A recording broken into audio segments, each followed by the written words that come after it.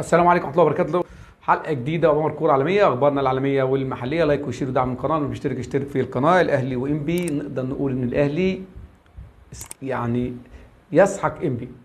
سيمفونيه رائعه، سيمفونيه اهلاويه اسفرت عن 2-0 لنادي الاهلي على انبي في الدوري الممتاز، ليرفع رصيده الى 56 نقطه، يتصدر بها الدوري ومتصدر اساسا من اول الدوري، ولكن يعني يعدي بمراحل.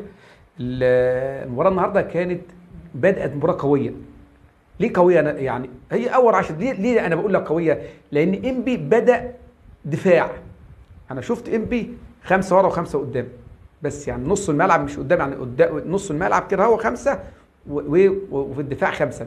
فبدات مباراه قويه ودفاع، يعني تكتل دفاعي من انبي، ولكن الاهلي عرف يفك هذا التكتل الدفاعي ويحرز هدف رائع، هدف روعه باقدام شريف، ثم الهدف الثاني باقدام عبد القادر.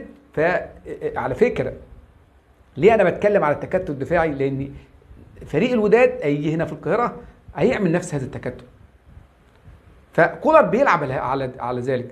يعني كولر في المباراه دي والمباراه اللي جايه واللي بعديها، الثلاث مباريات اللي قبل افريقيا، فايه يعني بيعمل حاجه جديده، روتيشن جديد، فكره جديده.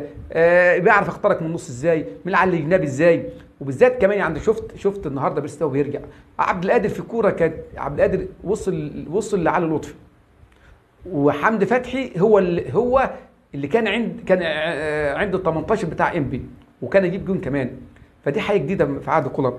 فالاهلي النهارده خلص المباراه بدري، خلص المباراه في الشوط الاول وعرف يفك التكتل الدفاعي. كمان في حاجه حلوه النهارده حصلت، ان هو الروتيشن، وراحت بعض اللعيبه باستثناء معلول ومحمد هاني. كنت اتمنى معلول ومحمد هاني يطلعوا بدري كمان، لان مراهقين، فاحتمال كبير لا معلول ولا محمد هاني هيلعبوا المباراه الجايه. النهارده بدا طبعا علي لطفي، طبعا غير واصاب، بس اصابه ان شاء الله تكون بسيطه، نزل مكانه مصطفى شوبير. عندك ياسر ابراهيم ومحمود متولي، محمد هاني وعلي معلول. نص الملعب مفيش تغيير، لكن غير طلع طبعا. بدا بمروان عطيه، حمدي فتحي، ديانج. غير حمدي فتحي ومروان عطيه ونزل مكانه كندوسي وعمرو السوليه وبيرسيتاو طبعا وعبد القادر ومحمد شريف. طلع بيرسيتاو ونزل مكانه قفشه، وعندك كمان كندوس، وعندك طاهر محمد طاهر. مباراه النهارده الاهلي خد اللي هو عايزه. كان ممكن ينهي المباراه 4-5، لكن خد اللي هو عايزه. راحت اللعيبه كانت يعني تحس ان مباراه تدريبيه، استعداد لمباراه اخرى. فالاهلي النهارده خد اللي هو عايزه. مبروك نادي الاهلي 3 نقاط. على فكره محمد شريف خد رجل المباراه النهارده. كتير هيقول محمد شريف عمل ايه؟ على فكره تاني مباراه محمد شريف ياخد رجل المباراه.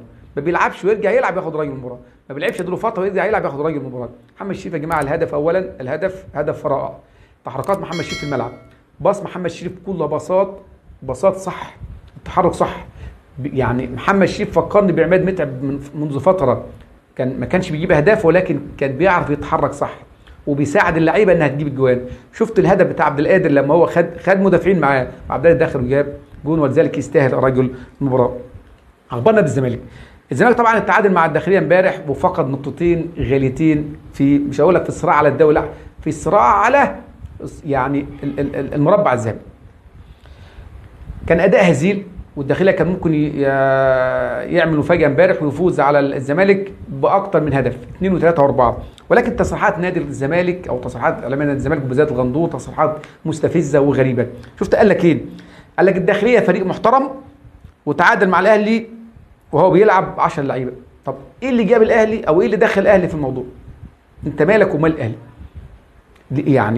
ليه يعني ده مش منطق ان ما دام الداخليه اتعادل معاك او اتعادل مع الاهلي، انت تتعادل معاه رايح جاي. طب الاهلي في الدور الاول فاز عليه 4-1، والدور الثاني تعادل نعم ب 10 لعيبه، اخطاء دفاعيه، لكن مش يعني الاهلي على الاقل خد 4 نقاط، خدت نقطتين.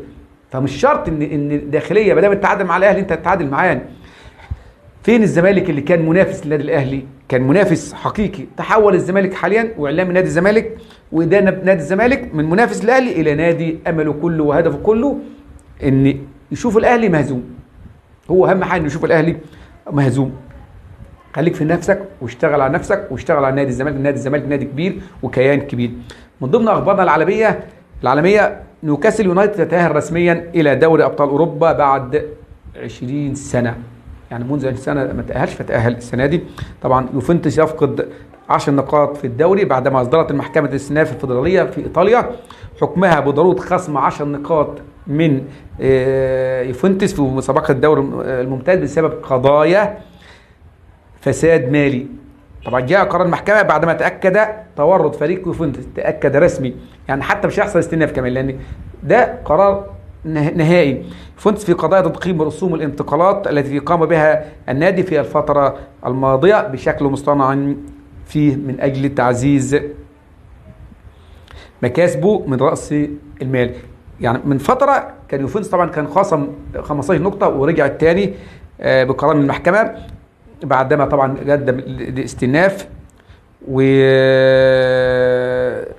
بسبب التعاقدات المالية ومخالفات كمان، حتى مخالفات متعلقة بالصفقات، قضايا مالية وفساد مالي ومخالفات كمان متعلقة بالصفقات. أتمنى أن تكونوا ساعدتم بهذه الحلقة. لايك وشير ودعم القناة، والسلام عليكم ورحمة الله وبركاته.